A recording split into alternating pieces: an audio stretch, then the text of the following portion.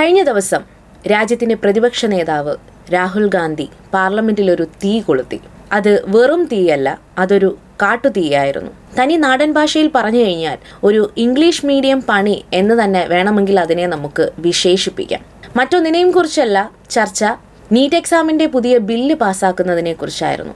ആ ചർച്ചയിൽ 3 കാര്യങ്ങളാണ് അദ്ദേഹം വ്യക്തമായി കൃത്യമായി നമ്മുടെ ഈ സമൂഹത്തോട് പറഞ്ഞത്. ആരാണ് ഒരു വിദ്യാർത്ഥി, ആരാണ് വിഡ്ഢി, ആരാണ് അന്ധഭക്തർ? ഇത് പറയുന്നതിന് മുമ്പ് അദ്ദേഹം പറഞ്ഞ ആ ഒരു പ്രസംഗം നിങ്ങൾ കേൾക്കുക.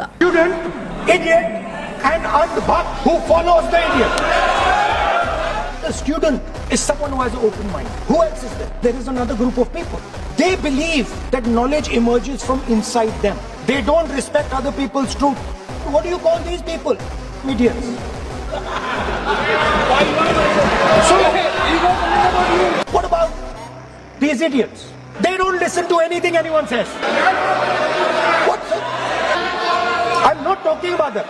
And the idiot is trying to pretend he's God. He has to create this massive image. ये student है और फिर ये idiot भी है. ये तीसरी कैटेगरी कहाँ जाती है? अंधभक्त. इसको कहाँ डाला जाए? अंधभक्त is a person who is absolutely convinced that another idiot is God. These are the 3 categories: student, idiot, and andhbhakt who follows the idiot. ആരാണ് ഒരു വിദ്യാർത്ഥി? ഒരു വിദ്യാർത്ഥി ആരാവണം എന്ന് സമരം നടത്തിയ ഒരു വിദ്യാർത്ഥിയോട് അദ്ദേഹം ചോദിച്ചപ്പോൾ വളരെ ഓപ്പണായിട്ടുള്ള ഒരു മറുപടി തരാനാണ് ആ വിദ്യാർത്ഥിയോട് അദ്ദേഹം പറഞ്ഞത്.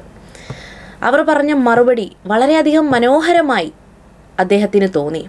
കാരണം ഒരു വിദ്യാർത്ഥി എന്നാൽ തനിക്ക് എല്ലാത്തിനെയും കുറിച്ച് അറിയാം എന്ന് വിചാരിക്കുന്ന ഒരാളല്ല. താൻ പഠിക്കുന്ന അറിവ് ഓരോ സമയവും മാറുന്നു എന്ന് വിശ്വസിക്കുന്ന ഒരാളാണ്. തനിക്ക് ഒന്നിനെക്കുറിച്ചും വിവരമുള്ള ആളാണ് എന്ന് അവർ വിശ്വസിക്കുന്നില്ല. കാരണം അവർ പഠിക്കുന്ന ഓരോ അറിവും ഓരോ വിവരവും ഓരോ സമയം കഴിയുന്തോറും മാറിക്കൊണ്ടിരിക്കുന്നു എന്ന് വിശ്വസിക്കുന്നവരാണ് വിദ്യാർത്ഥികൾ. കാലത്തിനൊപ്പം സഞ്ചരിക്കുകയും അത് സത്യമാണെന്ന് വിശ്വസിക്കുകയും ചെയ്യുന്നവരാണ് വിദ്യാർത്ഥികൾ എന്ന് പറയുന്നത്. മഹാത്മാഗാന്ധി പറഞ്ഞതുപോലെ വിദ്യാഭ്യാസം എന്നത് ഒരു ജനാല തുറക്കുമ്പോൾ 4 വഴിക്കും കിട്ടുന്ന വെളിച്ചം പോലെയാണ്. അത് അദ്ദേഹത്തിന് വളരെ ഓപ്പണായിട്ടുള്ള ഒരു മറുപടിയായിട്ടാണ് തോന്നിയത്. അടുത്തത് ആരാണ് വിഡ്ഢികൾ എന്നാണ്.